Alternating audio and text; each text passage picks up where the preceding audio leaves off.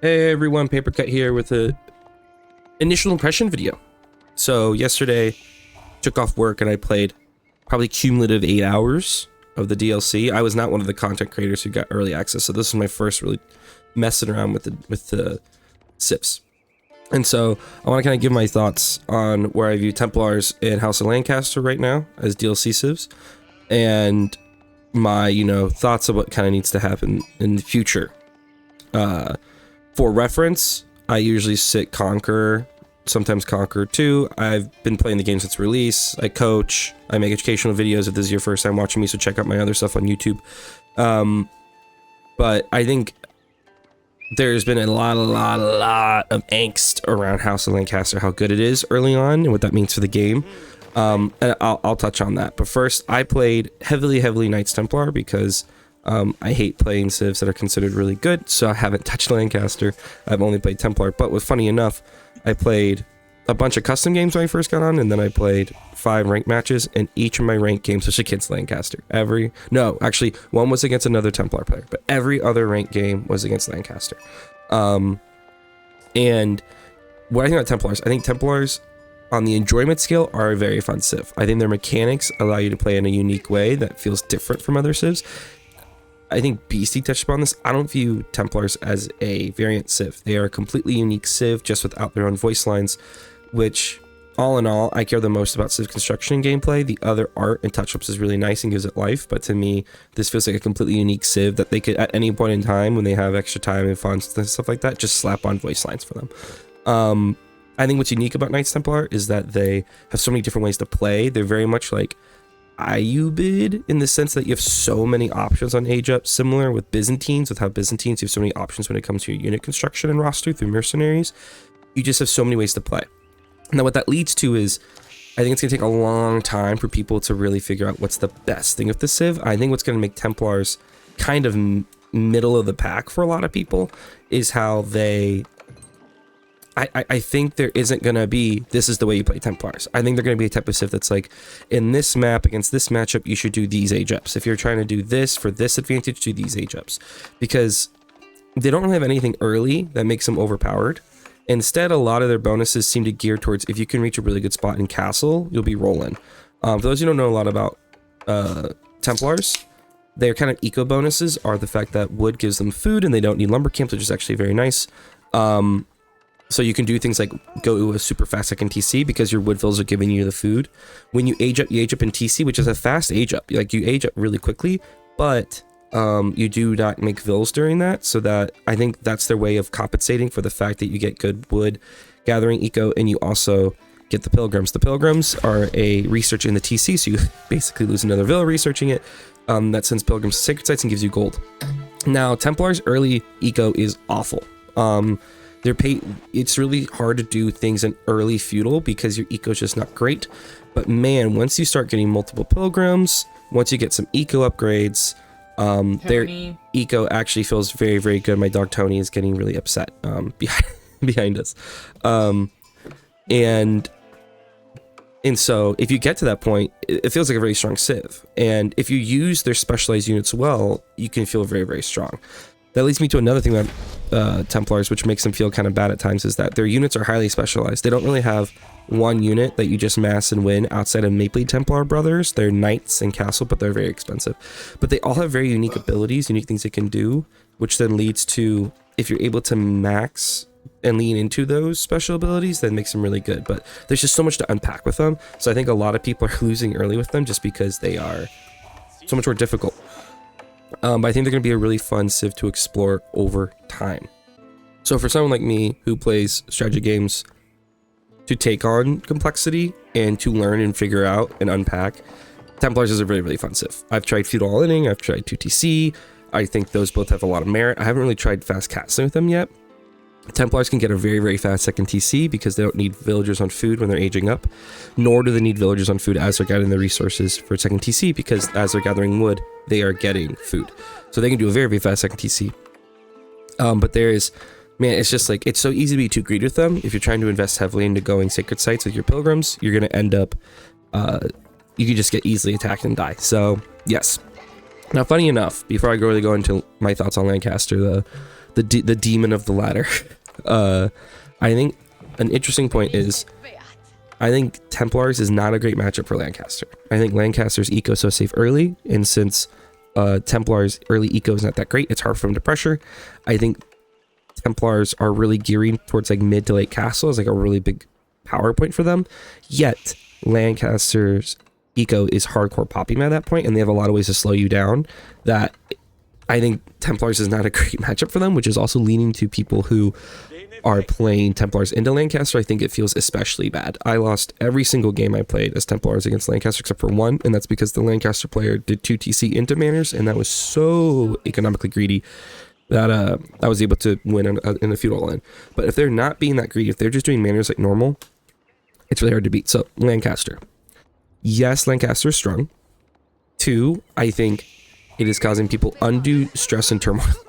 Reason being is I think we live in a time where it's very easy for us to overreact and feel like the sky is falling, feel like everything is awful, and any single thing that happens is then a reflection on the entire whole. So like I've seen people talk about how the devs are ruining the game. I see people feel like, how could the devs release Lancaster in this state?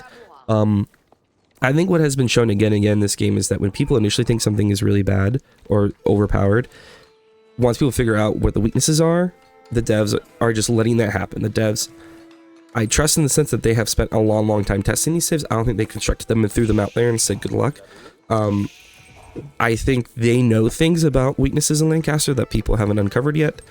Or maybe they just didn't think it was as strong as it is. And then once people who are very good at min-maxing civs or get their hands on it, they might go, oh, it's bad. But what I always caution is they shouldn't overreact. Just because if some people got early access and then went, this is really good, this is going to ruin the game, that they should immediately nerf it. Like, for one thing, if they want to nerf it well, i.e. nerf in a way that the civ is still usable and still fun, still has its lane, they need people to play it a lot so they can get data to see what would be the thing to nerf. So I'm fine with them taking time. Like, yes, it's going to suck to play against them for a little bit, but that's happened cyclically in this game. That happens in every strategy game where there are just things that are really strong and you have to play around it. So I'm not too cut up about it. They can be frustrating, but also like they'll fix it. They'll fix it. And time will allow people to also see what are the weaknesses if there are any. So one, I think it's okay to tone down the anger. The game is not dead. The game is not going to be ruined. And also I honestly, since people in the previews made such a big deal about Lancaster, that's why you're seeing them played so much. People are playing them so much because people made such a big stink about it. But like test it yourself, see. But anyway, what makes Lancaster so good? I think whenever a civ has a lot of eco bonuses like Lancaster, usually something is done to make those eco bonuses dangerous. If you think about Malians, they get a lot of passive resources, but they have to do on the pit mines, which can be far within TC. Those pit mines and houses aren't that strong, and then it's compensated by them having units that are unique but also fairly weak unless they get into a huge mass. So Malians have a different lane, very well constructed civ in my opinion. There's none of that with how the Lancasters are created. You have a castle that defends them, the manors then have a lot of health, the manors then have arrow slits, and they start producing resources immediately. They produce 2 resources, so another thing is the passive income for Malians is just gold, while the passive income for Lancasters is wood and food. So you can immediately start massing trash units. Like if you're trying to attack manors, and you don't have a civ that has really good early aggression eco, then all of a sudden they're just gonna switch into making mass trash units, spears and archers, yeomen, and that makes them great.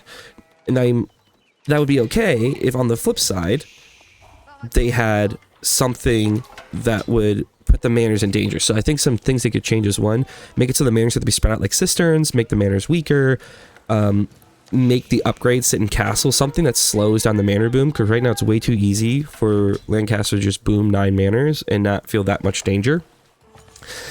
I think 2, the other issue is that they get rewards that reward them for being super greedy. So like the reward for being super greedy is that if you hypothetically, the reward for being super greedy should be you get a lot of eco. Instead, because of the Lancaster castle, if you go 9 manors, you can plop demi lancers and then immediately have a defensive front. So your reward, and that's what he did. He popped the demi lancers to raid my second TC.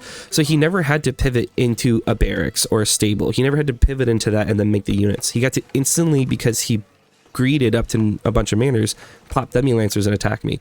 That just doesn't feel great. Like, you're rewarding a Civ for being super greedy instantaneously, so that also feels bad. Lastly, their trash unit, they can mass by making manners. Yeomen are very, very, like, weirdly good. So once again, I don't know what the weakness of Yeomen is. While longbows are good, but they are slow, and normal archers are weak on their own, but better in mass, but not crazy fast. Yeomen are both high, good damage, and they're fast, and they have synchronized shot and castle. I don't know what their weakness is. When you try to attack them with mass horsemen or something like that, since they have such good movement speed, they can kite for much longer. If you try to do mangoes, they can avoid the mango shots, and then their synchronized shot can legit chunk down mangoes. And then if you're trying to do mass cavalry, all they have to do is add some spears, and then things get a lot tougher. If you're doing mass archers versus them, then in castle, their synchronized shot can just decimate an archer line. There's just so many things that don't feel amazing, and it just feels like it's hard to find a lane where you beat them. I've been watching a lot of videos of top players playing against them, and the only time I've really seen people win is when they are just perfectly aggressive, i.e. they're making cavalry and they're raiding, but they're not losing anything. They're gaining eco through like sacred sites and relics, but that requires such high level timing and high level micro that's hard for like the average person to do that successfully. Now the interesting thing is, I don't think their eco is as amazing as people say. So for example, in this game, I 2TC into Pilgrims, and at the end of this game, my eco is actually just as good as his. But I didn't translate that into units very well, which also leads to the issue of they can just get out an army way faster than you through the levies to buy time. And then once again, passive wood just means that they're dropping so many production buildings so quickly, and since they're getting passive wood and food, they can then make a trash army that just outdoes your gold if you're making like a gold army. So it's really hard to find a good comp against them. Now, I don't think they're unbeatable. I think there are ways to beat them. I think the thing that gets people is that what it takes to beat them is much more than what it takes for them to beat you. That's what always feels bad.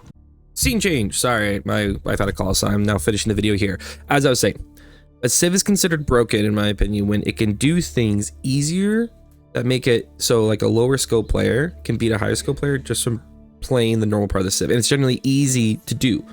I think we experienced this before this DLC with Zushi Legacy, because Zushi Legacy could easily pro scout into then a really fast castle into knights, and then they're just taking all the relics. And it felt very, very difficult to stop because it was fairly simple, harder than Lancaster, but it was still a fairly simple thing to execute, where you get your pro scouts faster than anybody else, you get extra eco, you get extra food from those deer, which is already providing a lot of food. You can then pump out scouts really fast because you're imperial officials. You can then pump out any unit you needed to in response to what your opponent is doing. It just felt really, really bad. So this is going to happen in any RTS game with this much variability. There's always going to be civs that are better than others. I'm not too worried about it. I'm going to try to enjoy the process of trying to beat people who play Lancaster and try to figure out what is the way I can play it. I think here's the things I'm going to be starting to do next. First, I'm going to be watching a lot of videos of using the AoE 4 watch feature of pros beating, or just high level players, or anyone really beating Lancaster, and seeing what did they do. What was kind of the sauce or the thing that they did to help them beat Lancaster. Now, the funny thing is here, I wanted to show this before. Now, if you look at, if you go to the AoE 4 watch feature and look at House of Lancaster, it's a lot of wins right now. You don't see Lancaster lose a lot, so that that is concerning. But I honestly really do trust that if this continues for a few days, the Vevs are gonna look at that and say, okay, we need to change something. Especially because I think the thing we haven't seen yet is right now it's almost all Lancaster versus Templar, right? I'm curious in how, when you start adding in a lot of the other civs, do Templars hold up against a lot of civs? Or is my theory correct that Templars are just not a good matchup for Lancaster, and you need to play some of the other civs to have a better chance against them? But like, for example, where I did find games, so like I watched this White Choco game versus Louis EMT, and Louis won because he was constantly raiding. He never lost a mass. He had a really strong castle timing into taking all the relics, and he just basically kept White Choco stuck. And then when he made a mistake, Louis pounced by just destroying his army, and that really hurts. So I think that, but that's not something that a lot of people can do, right? So I don't know. I've seen the devs fix things in the past. They are slower. Here's the thing. I'd rather them make targeted smart changes than just change the game constantly every time people get upset. People get upset very easily. They're going to rage about things really easily. Let the data come in, make your decisions then. But overall, as I said, I'm going to be watching, my plan right now is to be watching games, high-level games against it to see what I can find. I'm going to be testing different things. I think the next thing I'm going to do is try playing some of the civs I played before on ladder and see how they do against Lancaster or against Templars as well. I think there is potentially some timings that other civs have that could really take advantage of Lancaster's early boom. I don't know. We'll see. But it is, I can understand why people are frustrated, but I think it's all part of the process. And I'm really looking forward to see how the game evolves over the next month, especially as the first balance patch comes and we see what the devs decide to do. So you're going to be seeing me playing the game a lot. Hopefully I'm going to be trying to do a video a day, whether it's a cast, whether it's one of my games, whether it's another one of these kind of impression videos. And I'm going to be trying to do at least once a month a much deeper video breaking down either one of the old civs. I used to do that a lot, or maybe break down some of the things I'm noticing on the maps or things like that. But anyway, hope you enjoyed the video. Hope you check out me on Twitch or YouTube or Discord. All of my links are in the description below the video, and good luck on your games.